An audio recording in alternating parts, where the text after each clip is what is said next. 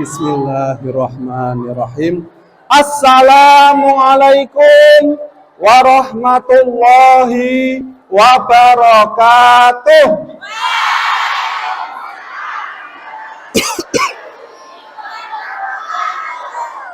Bismillah walhamdulillah wala haula wala quwwata illa billah. Asyhadu an la ilaha illallah wa asyhadu anna Muhammadar Rasulullah. Allahumma sholli wa sallim ala Muhammad wa ala ali Muhammad.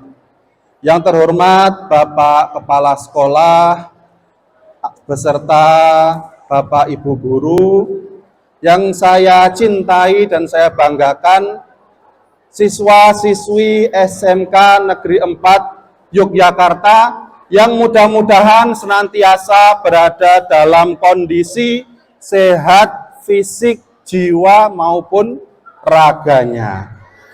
Amin ya rabbal alamin. Alhamdulillah, segala puji kita panjatkan kehadirat Allah Subhanahu wa taala yang sampai saat ini masih memberikan kesempatan kepada kita untuk bisa hadir di tempat ini.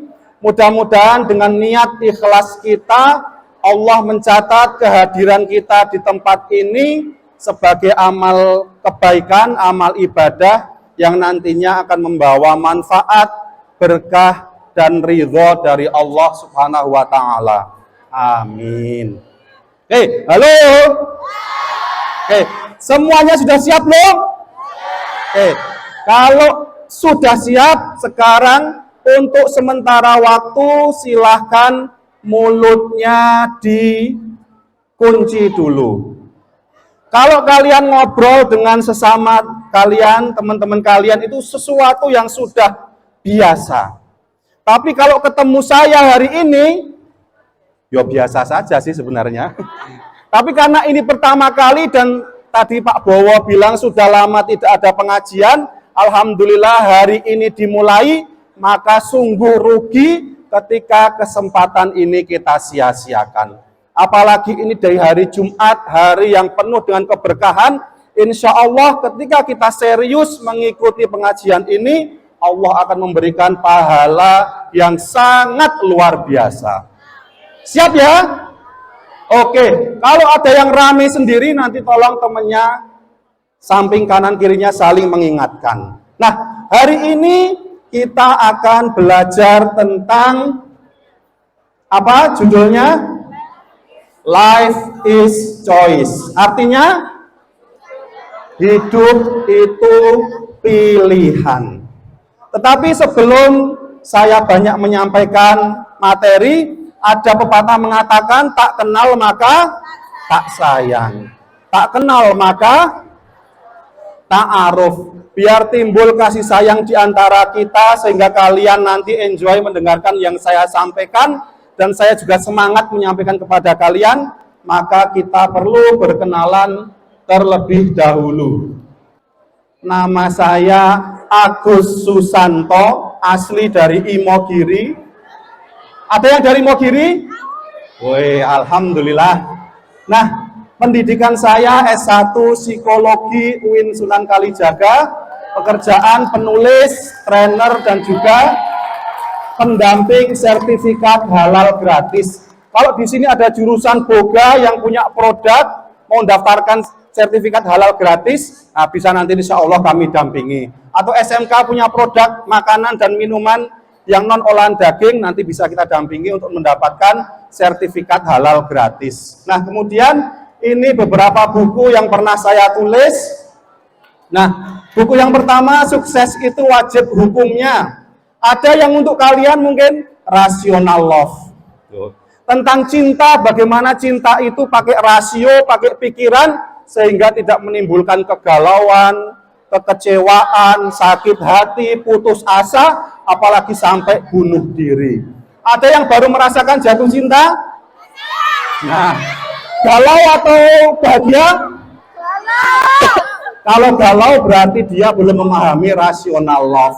Nah, kemudian buku saya yang lainnya, Cinta yang Seharusnya, bagaimana kita mengelola cinta itu sehingga akan tampak keindahannya, tidak membuat kecewa dan sakit hati. Nah, nanti kapan-kapan bisa kita sharing materi tentang cinta ini. Nah, kemudian hari ini kita akan belajar tadi life is choice, hidup itu pilihan. Kalian mau sukses atau mau gagal, itu semuanya pilihan kita masing-masing. Kalian mau surga atau neraka, itu juga pilihan. Loh, bukannya kita diperintahkan untuk beribadah? Ya, kita diperintahkan untuk beribadah, tetapi Allah sudah menyampaikan, nah ini, fa'alhamaha fujuraha wa taqwaha.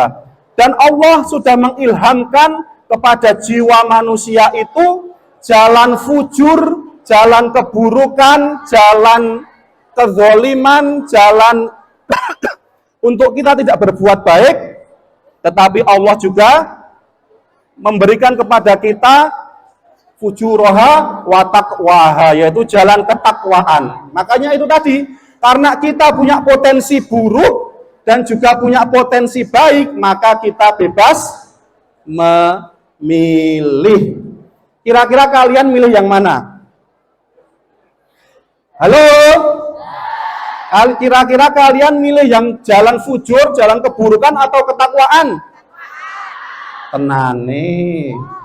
Buktinya apa kalau ketakwaan? Ya kita sendiri yang bisa menilai apakah kita sudah di dalam jalan ketakwaan atau masih dalam keburukan atau tengah-tengah. Kadang-kadang yo takwa, kadang-kadang yo buruk. Kira-kira yang mana? Yang pilihan tengah, yang kiri, yang jelek, yang takwa atau yang tengah-tengah kita kira-kira? Kalau Pak Agus akui, Pak Agus sendiri juga kadang-kadang masih di tengah-tengah.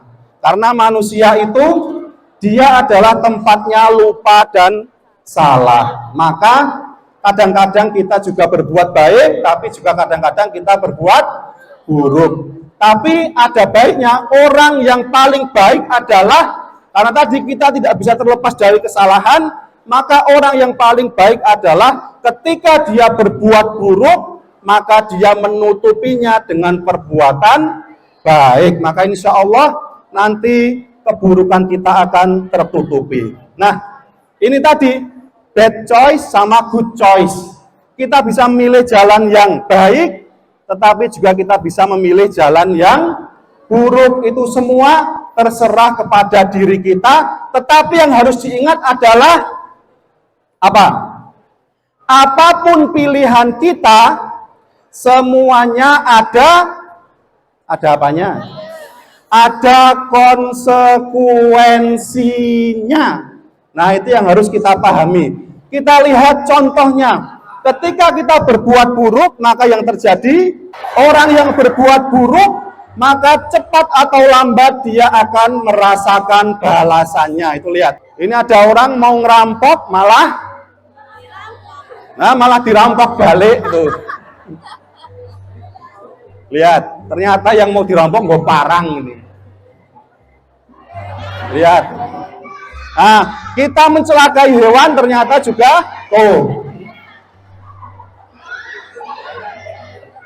Nah, akhirnya malah diseruduk. Nah, tuh, yang sering kelitih, yang sering mencelakai orang di jalan, ada juga balasannya. Pokoknya setiap keburukan itu akan berbalik kepada orang yang melakukannya. Nah, ini contohnya. Ini, ada orang mau gembosi ban mobil ini. Dia tuh datang bawa pisau, kemudian dia tusuk rodanya, wah malah jeblok dia sendiri, akhirnya malah jatuh, kemudian terluka-luka itu. Kasihan kan? Ya itu, kalau kita berbuat buruk, dampaknya juga akan seperti itu, walaupun kadang-kadang kita belum merasa. Ini ada orang mau jambret, lihat, mau nyuri. Wah, kasihan banget. Kalau di kita mungkin langsung digebuki sampai diobong gitu. Tapi kalau di luar negeri ditulungi, dia dibiarkan pergi itu. Itu beberapa contoh ketika kita berbuat buruk, pasti akan ada balasannya.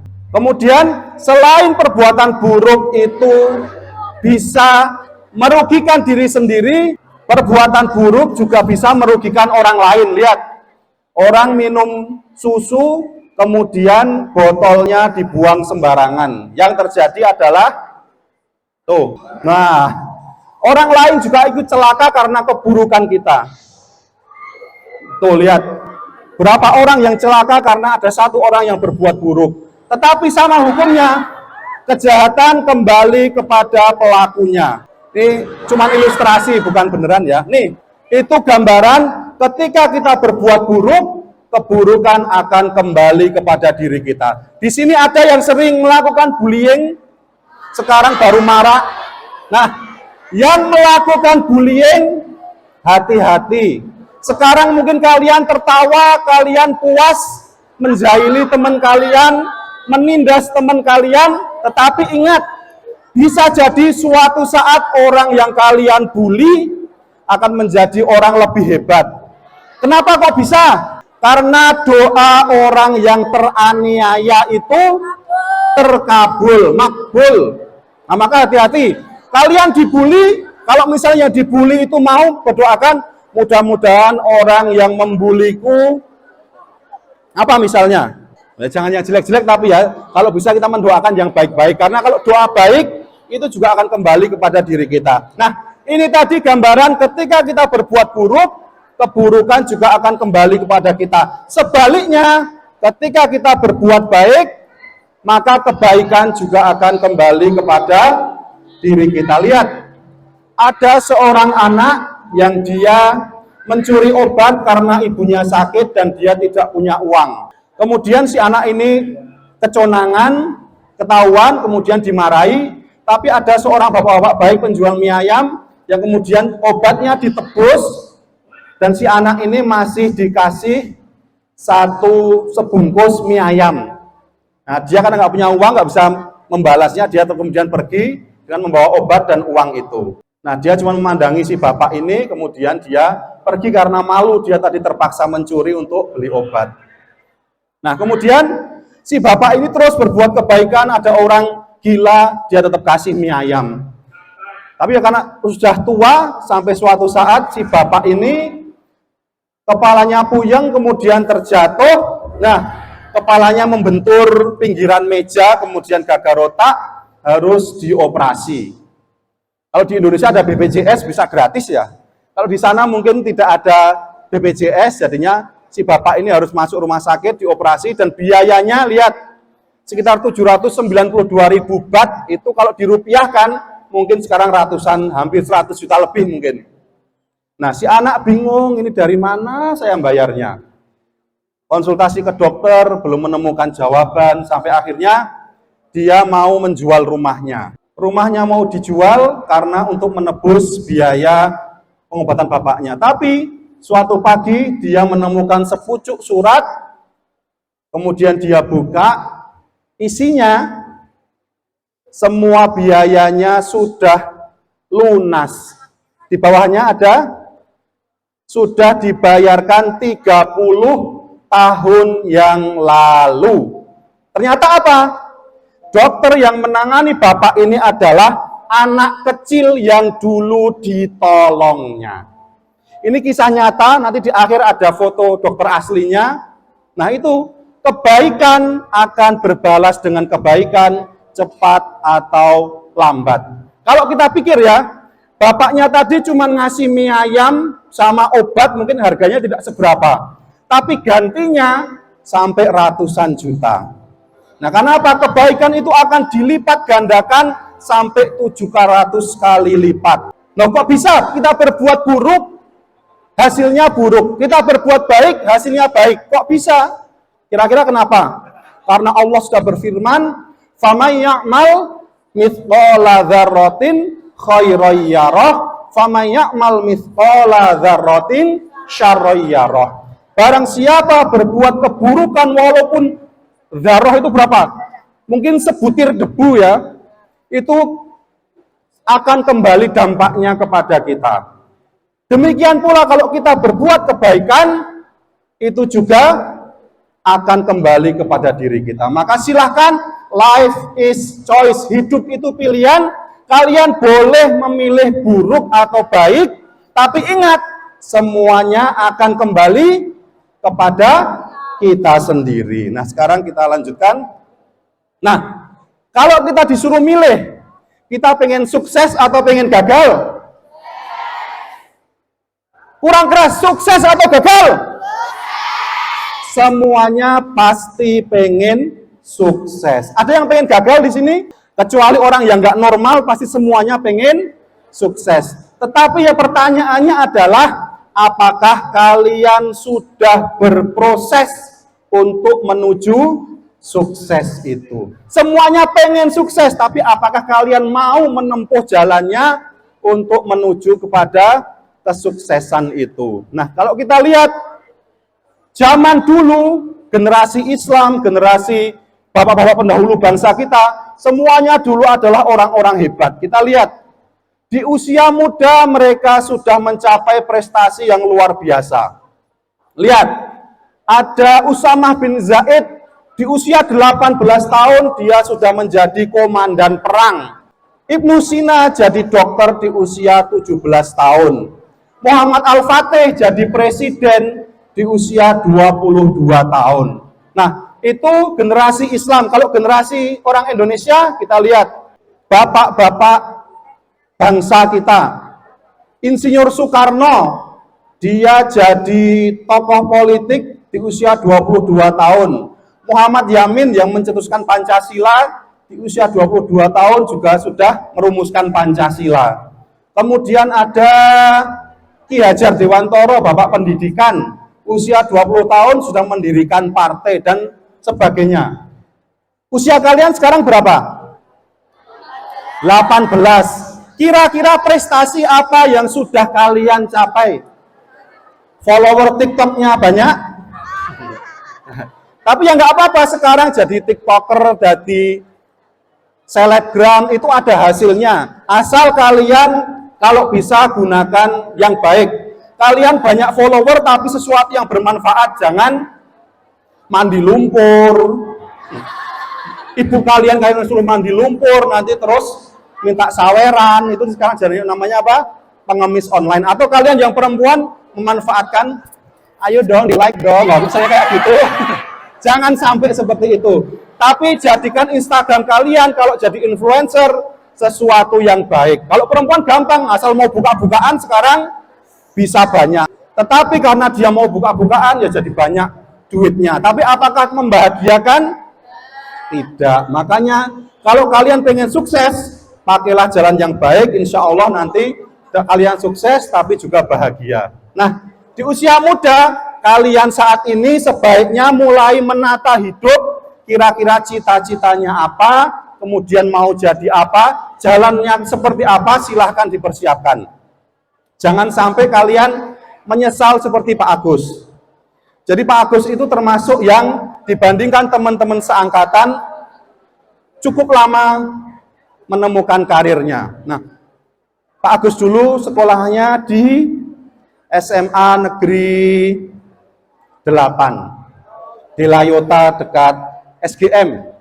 Teman-temannya Pak Agus sekarang ada yang sudah jadi direktur, ada yang sudah jabatannya tinggi-tinggi di perusahaan gede, kuliah di luar negeri dan segala macam. Tapi Pak Agus, ketika teman-teman sudah meniti karir, Pak Agus itu masih kuliah lagi. Pak Agus dulu kuliah di UGM, masuk tanpa tes. Secara prestasi Pak Agus di SMA 8 ranking 1 sampai bisa masuk UGM tanpa tes. Tetapi Pak Agus kemudian di UGM nggak selesai, terus keluar jualan roti, loper koran, dan segala macam. Pernah loper koran pagi-pagi, baru mau ngambil koran di terminal Condong Catur, terus kemudian naik di kerangkungan, kalau tahu jalannya naik, ada anjing lewat, Pak Agus lewat, duduak nabrak anjing. Anjingnya kain-kain pergi, nggak apa-apa Pak Agus, bonyok-bonyok kakinya berdarah-darah. Tapi karena punya kewajiban untuk ngantar koran, Pak Agus tetap lanjut, nggak teke lukanya itu. Karena apa ya, tadi harus ngantar koran. Nah itu, ketika saat itu mungkin teman-temannya Pak Agus sudah pada kerja di perusahaan, sudah punya usaha, tapi Pak Agus masih seperti itu. Kenapa? Karena Pak Agus terlalu santai dulunya. Walaupun Pak Agus pinter, tetapi kalau mentalnya tidak jadi, terlalu kita bermalas-malasan, ya akhirnya pencapaian teman-teman yang mungkin prestasi di sekolahnya biasa-biasa saja, tapi mereka rajin, mentalnya bagus, kita akan kesalib. Maka kalian mumpung masih di usia 18 tahun, silakan temukan passionnya, temukan hobinya apa, yang diingini apa, pengen jadi apa, kemudian kembangkan. Apalagi kalian di SMK. SMK itu ketika kalian sekolah sudah punya skill, asahlah skill kalian di sini benar-benar, ketika keluar nanti kalian sudah punya bekal untuk menjalani profesi kalian. Nah, silahkan kalau yang belum, mulailah sekarang. Yang paling penting untuk kita bisa mudah dalam hidup, sukses dalam karir, apa yang dibutuhkan? Sains itu apa? Ilmu pengetahuan. Kalau dalam Islam ada pepatah ini, faman arada dunya fa'alaihi bi'ilmi, faman aradal akhirah fa'alaihi bi'ilmi, faman aradahuma fa'alaihi bi'ilmi. Artinya apa? Barang siapa menginginkan kebahagiaan, kesuksesan di dunia, yaitu dengan ilmu.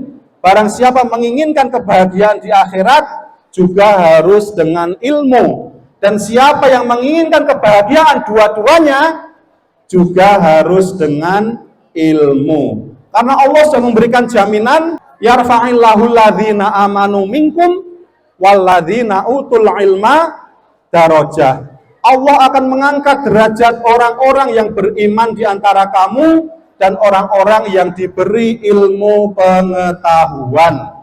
Jadi kalau kalian punya ilmu kemudian beriman, derajatnya akan diangkat oleh Allah. Nah, manusia itu punya akal. Akal itu ada otak, ada hati. Nah, otak menghasilkan pikiran yang sifatnya logis kreatif, itu IQ. Kita sekolah di sini dididik secara IQ. Tapi sekarang sekolah-sekolah itu juga tidak hanya memikirkan IQ-nya, tapi juga hati, perasaan, kecerdasan emosional, dan spiritualnya juga diasah. Maka hari ini ada pengajian, salah satunya adalah untuk mengasah kecerdasan spiritual kita. Maka kalian punya otak, punya hati, manfaatkan dengan sebaik-baiknya. Nah, ada penelitian, kalau kita bisa memanfaatkan 7% otak kita, maka kita bisa mampu menguasai 12 bahasa di dunia, kemudian memiliki 5 gelar kesarjanaan dan lain-lain. Itu 7% otak kita. Nah, kalau kita nggak jadi apa-apa, yang kita manfaatkan otaknya berapa persen kira-kira? Mungkin 0,000 berapa. Nah, ada sebuah anekdot. Tahu anekdot nggak? Ada suatu hari ada otaknya orang Indonesia, otaknya orang Jepang, sama otaknya orang Rusia. Dilelang. Kira-kira yang paling mahal harganya otaknya siapa? Otaknya orang Indonesia. Kenapa? Orang Rusia otaknya sering dipakai, harganya murah. Orang Jepang makanya lebih boros lagi, makanya otaknya murah sendiri. Orang Indonesia, kenapa otaknya mahal? Masih orisinil, nggak pernah dipakai. Nah, itu makanya kalau kalian apa-apa nggak pernah pakai otak, contohnya nggak pakai otak itu apa? Kalau kita sekarang lihat sosial media, ada nggak orang marah-marah, orang nendang ibu-ibu, orang tadi nyiksa ibunya untuk mandi lumpur, kemudian apa? Ujung-ujungnya apa? Apa ujung-ujungnya? Klarifikasi, minta maaf. Nah, itu orang nggak pakai pikiran, cuma pakai emosinya, kemudian melakukan perbuatan yang kayaknya bikin dia puas, setelah itu dia menyesal. Maka jangan sampai kita seperti itu. Kalau Fajar Set Boy itu kira-kira dia cerdas atau enggak? Dia sangat cerdas sebenarnya. Kok bisa? Gampangannya seperti ini. Ada seorang kakak beradik. Si adiknya ini dianggap bodoh. Karena apa? Karena kalau ada orang lewat, kemudian ada orang datang, tak kayak duit 10.000 karo 5.000. Nya milih ndi? Aku sing 5.000 wae. Oh lah bocah kayak 10.000 5.000 kok milih 5.000. Terus itu dia cerita, si kayak gitu aneh, 10.000 5.000 kok milih 5.000. Kemudian yang diberitahu penasaran, tak kayak duit 5.000 kok 10.000-nya. Dia milih yang 5.000 lagi. Orang ini cerita lagi, akhirnya orang semuanya pengen nyoba lagi. 10.000 kok 5.000. Dia tetap milih yang 5.000. Sampai dia pulang ke rumah, kakaknya mendengar, "Le, jariku iki goblok kayak 10.000 atau 5.000 kok milih 5.000." Terus dia mengeluarkan dari kantongnya duit 5.000 banyak banget. Kira-kira pinter apa bodoh? Pinter. Kenapa? Itu taktik dia biar kalau dia milih 10.000 ya cuma satu orang yang ngasih. Tapi ketika dia milih 5.000, orang semua beranggapan dia bodoh, hanya pengen nyoba. Nah, dia dapatnya bisa berkali-kali lipat. Nah, itu strategi. Maka kalau lihat sosial media, jangan sampai kita ketipu. Fajar itu lihat kata-katanya. Nah, sekarang salah satu cara kita viral, yaitu dengan cara bikin yang aneh-aneh. Tapi kalau bisa, yang baik-baik. Nah, ini otak kita itu luar biasa, tapi kadang tidak kita gunakan. Nah, kemudian ini lihat, bukti kalau kita itu cerdas dari lahir tuh.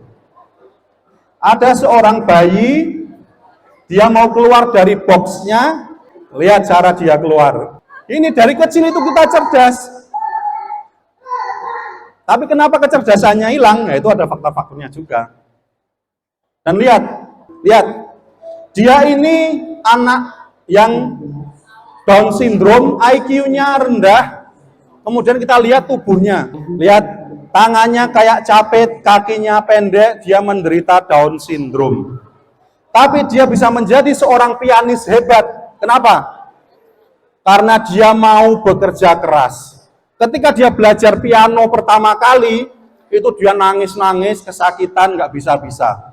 Tapi si ibunya memberi motivasi agar dia terus belajar, sampai akhirnya dia menjadi seorang pianis kelas dunia. Nah, kalian secara pikiran diterima di SMK 4, pastinya kalian adalah orang-orang yang cerdas. Fisik kalian juga sempurna, maka tidak ada alasan kalian untuk tidak bisa sukses, kecuali kalian bermalas-malasan. Nah, maka silahkan manfaatkan sebaik mungkin.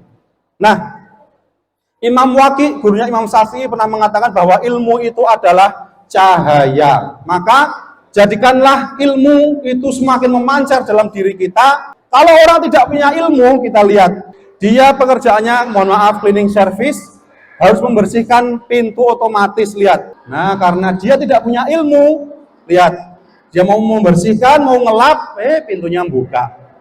Yang kiri juga buka. Dia semakin penasaran dan emosi, kok nggak bisa-bisa dibersihin.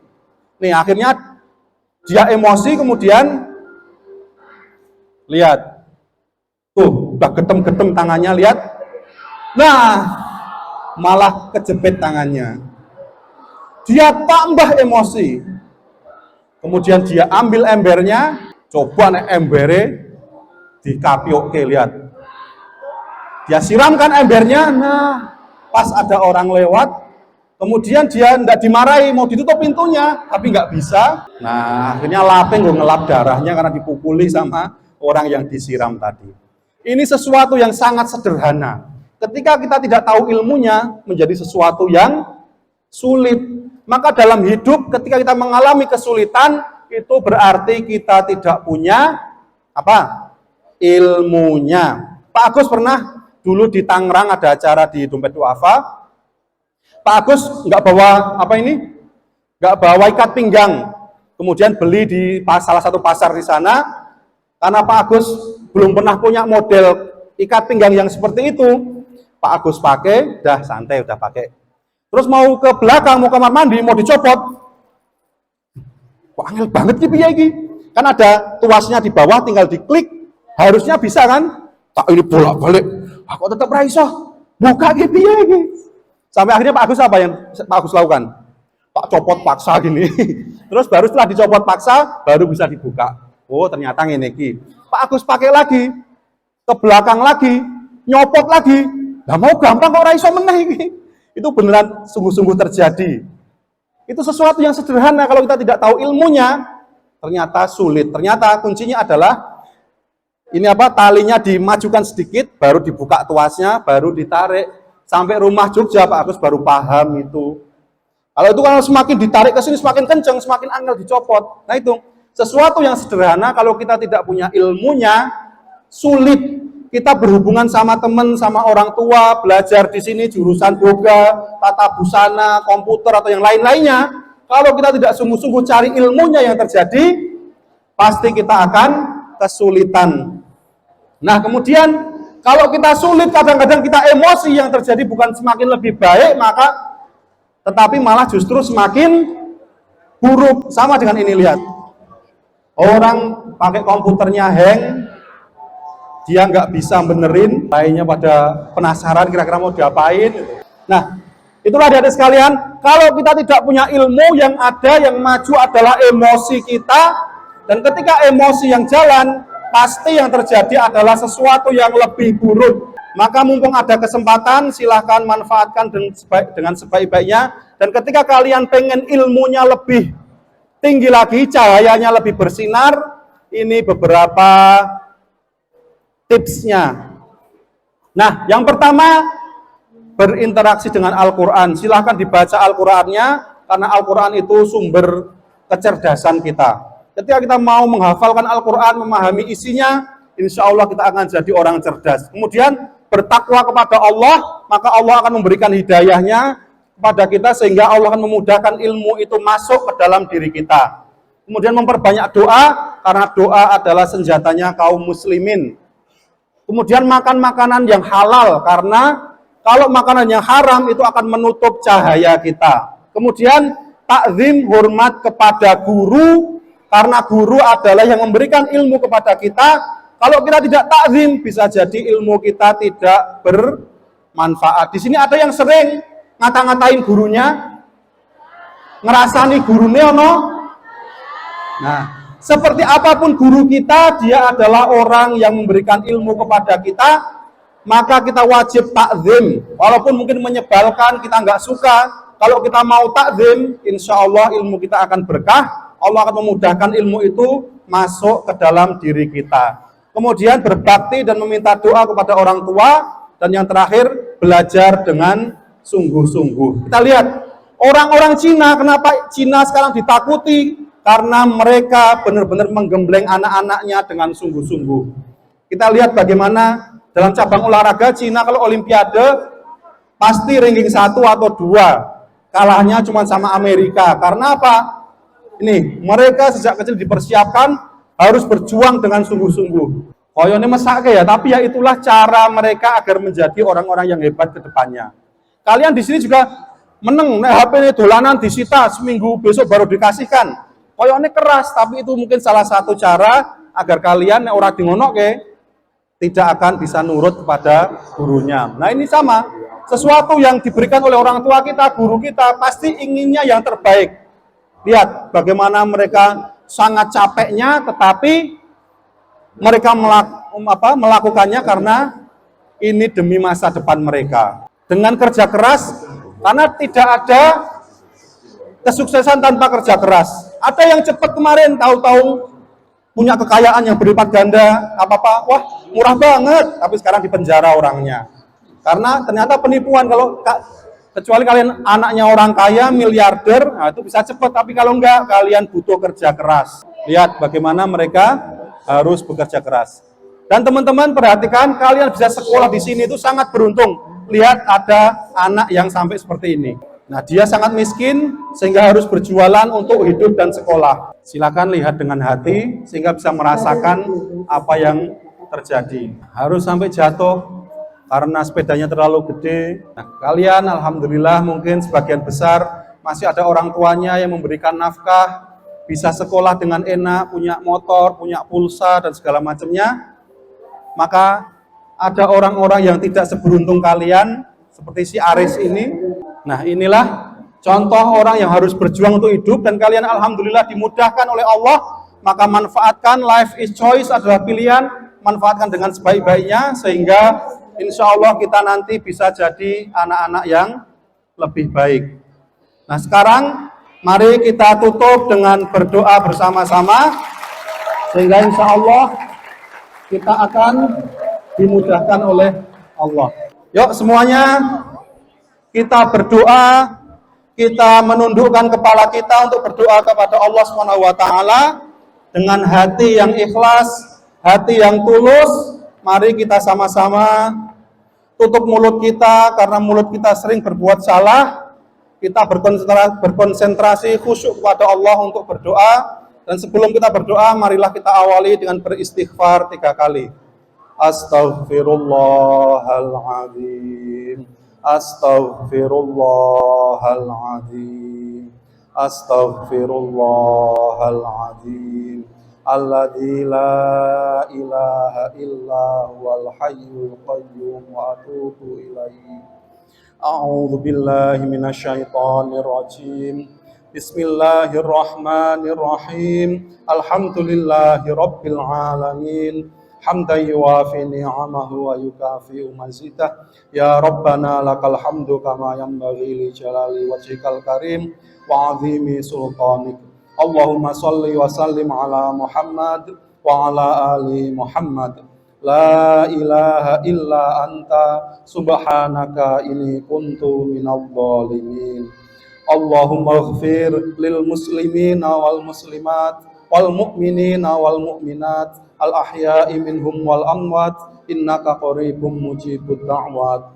Allahumma ighfir li wa li walidayya warhamhuma kama rabbayani shaghira.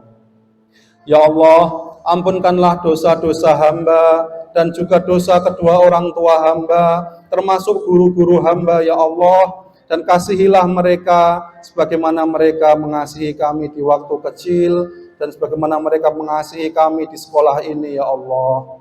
Ya Allah, ya Rahman, ya Rahim, kami mohon kasih sayang kepadamu, ya Allah. Jika selama ini kami sebagai seorang siswa terkadang masih berani kepada guru-guru kami, terkadang masih sering membuli teman-teman kami, maka ampunkanlah kami, ya Allah. Berikanlah hidayah-Mu, petunjuk-Mu kepada kami, sehingga kami menjadi orang-orang yang lebih baik. Ya Allah, guru-guru kami sudah memberikan ilmu kepada kami, maka ya Allah, berikanlah kemampuan kami untuk bisa menghormati mereka, ta'zim kepada mereka, sehingga ilmu yang kami peroleh bisa menjadi berkah dan bermanfaat bagi kami, ya Allah. Ya Allah, kami apabila sebagai seorang anak masih sering mengecewakan orang tua kami sudah diberi fasilitas untuk bisa sekolah dengan baik, tapi seringkali kami sia-siakan, maka ampunkanlah kami, ya Allah. Jadikanlah kami anak-anak yang berbakti, anak-anak yang bisa membanggakan kedua orang tua kami, sehingga kami ingin orang tua kami tersenyum sampai akhir hayatnya nanti, ya Allah. Ya Allah, apabila kami sebagai seorang hamba kadang masih lalai dengan perintah-perintah-Mu, ya Allah, sering meremehkan perintah-perintah-Mu, meninggalkan sholat, meninggalkan membaca Al-Quran, dan meninggalkan ibadah-ibadah yang lain, maka ampunkanlah kami, ya Allah. Saat ini, ya Allah, kami sudah memasuki bulan Rajab, maka kami mohon kepadamu, ya Allah, sebentar lagi kami akan memasuki bulan Ramadan, maka ya Allah, jadikanlah kami bisa sampai ke bulan Ramadan, sehingga kami bisa memperbaiki diri kami, ya Allah.